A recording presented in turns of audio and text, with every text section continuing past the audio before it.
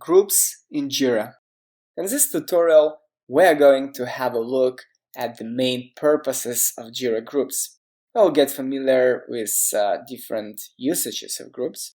Also learn how you can create a new group in JIRA, how to add new users to JIRA group, and how to set up a default group. Group in JIRA is simply a collection of users, and it is being used for 5 main purposes.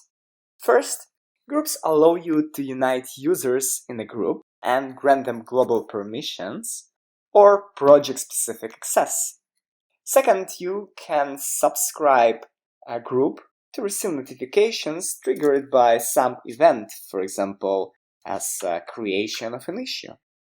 Third, you can manage access to issue filters and dashboards using groups.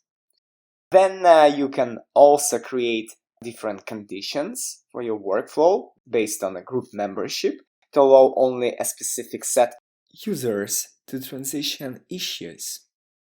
And last, you can also integrate groups with project roles. We'll have a brief look at how you use groups in JIRA for all these 5 purposes. But first, let's have a look how you can view all your JIRA groups in JIRA. So let's access the groups management page by going to the cog icon, selecting System, here on the tab selecting User Management, and here in the left bar selecting Groups. This action will bring you to the Groups Management page, which you can alternatively access by simply pressing GG on your keyboard and writing groups in the search bar, pressing Enter. And it will also bring you to the same page, but in a much quicker way. So as you can see, we have already 2 groups in JIRA, which JIRA creates by default when you just install the application.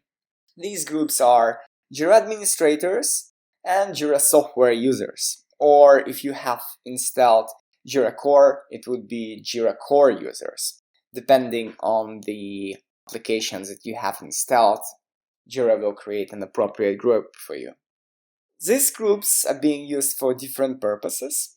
JIRA administrators group contains people who are JIRA system administrators. And by default, this group is member of the JIRA administrators project role and has JIRA administrators and JIRA system administrators global permissions.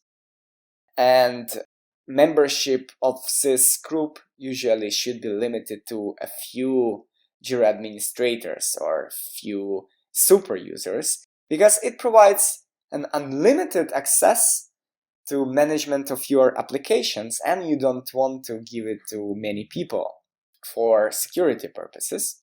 It is recommended to never delete or alter permissions of this group, because it could limit the accessibility to the JIRA instance. And let's have a look now at the JIRA software users group. And by default, this group has the following permissions: browse users, create shared filter, bulk change, and manage group subscriptions.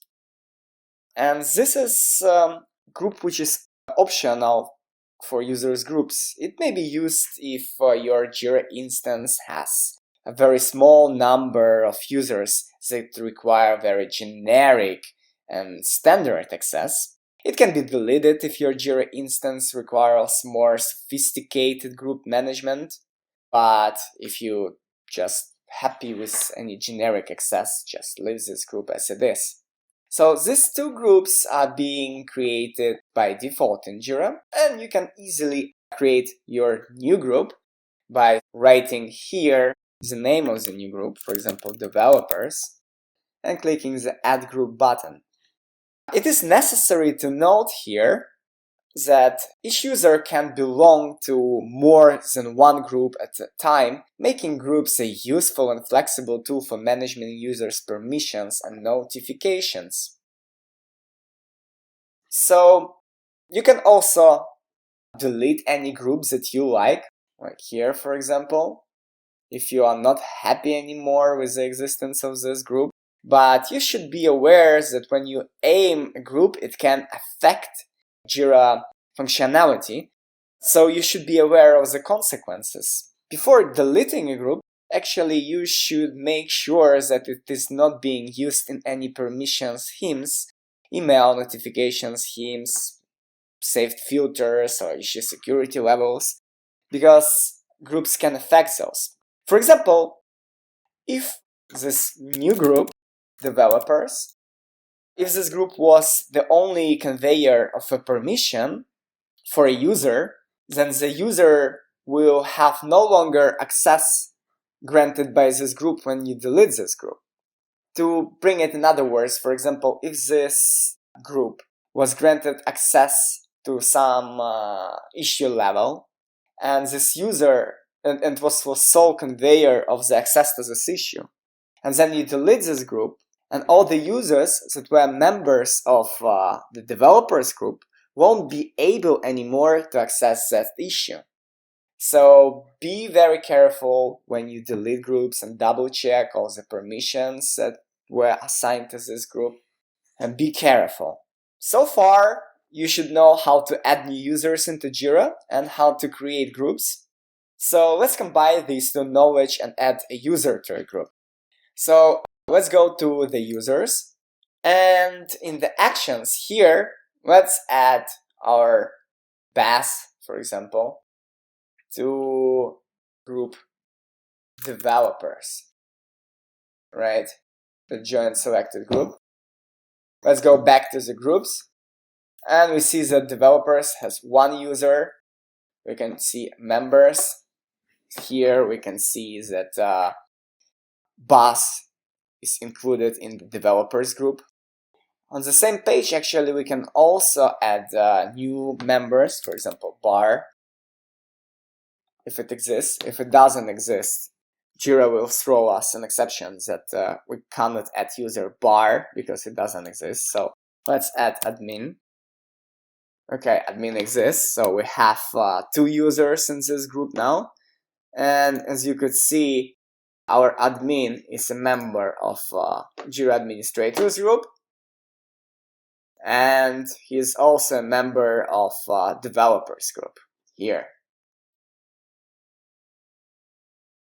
And this is when you click on edit, you can also delete, remove selectors, users from the group like this, so easy. So this is a page where you manage the membership of your groups.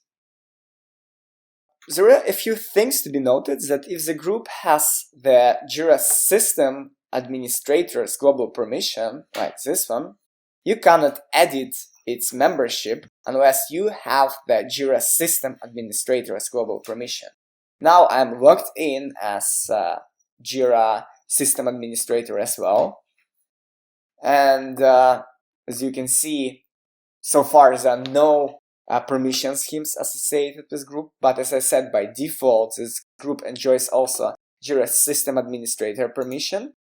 So if I didn't have the JIRA system administrator's global permission, I wouldn't be able to delete this group. But because I'm logged in as JIRA admin with JIRA system administrators, not just JIRA administrators global permission, I could delete this group.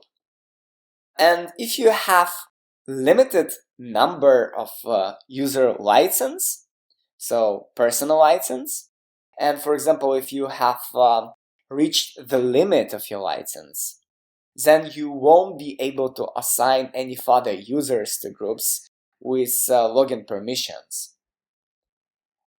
In this next tutorial, we're going to have a look at how you can use groups to grant your users some JIRA permissions.